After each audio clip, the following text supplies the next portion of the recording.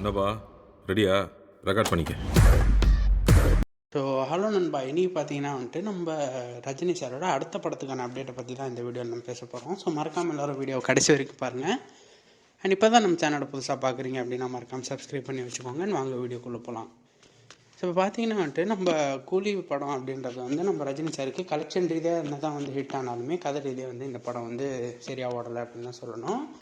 And இந்த படம் சரியாக போகாததுனால அடுத்து நம்ம நெல்சன் கிட்டேருந்து ஒரு பயங்கரமான எதிர்பார்ப்பில் அந்த படத்தை வந்து தயாரிச்சிருக்காங்க. ஏன்னா இப்போ ஃபேன்ஸ் எல்லாருமே வந்து அடுத்து ஜெயிலர் 2 இந்த படத்தில் தான் வந்து பயங்கர எக்ஸ்பெக்டேஷன் போயிடுச்சு இப்போது. அண்ட் அந்த வரிசையில் பார்த்தீங்கன்னா வந்துட்டு இப்போ நம்ம ஜெயிலர் 2 படத்தில் ஆல்ரெடி பெரிய பெரிய ஸ்டார் கேஸ்ட்லாம் இருக்காங்க. ஸோ இப்போ எல்லோரும் என்ன பயப்படுறாங்க அப்படின்னா கூலி படத்துலையும் இதே மாதிரி பெரிய பெரிய ஸ்டார் கேஸ்ட்லாம் இருந்தாங்க. அண்ட் அதே மாதிரி இந்த படத்துலையும் அப்படி இருக்காங்க. ஸோ திரும்ப சொதப்பிட போகுது அப்படின்ற ஒரு பயம் ஒன்று இருக்குது.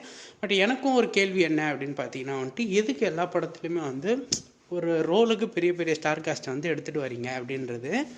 மேபி அந்த இடத்த வந்து சின்ன ஆக்டர் பண்ணால் அவங்களுக்கும் ஒரு மார்க்கெட் ஓப்பன் ஆகும். ஸோ அவங்களுக்கும் ஒரு நிறைய ஃபியூச்சர்ஸ் இருக்கும்.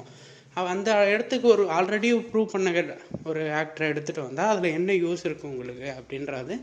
பட் இது வந்து ஃபேன்ஸுக்கு ஒரு பெரிய ரோல் எடுத்துகிட்டு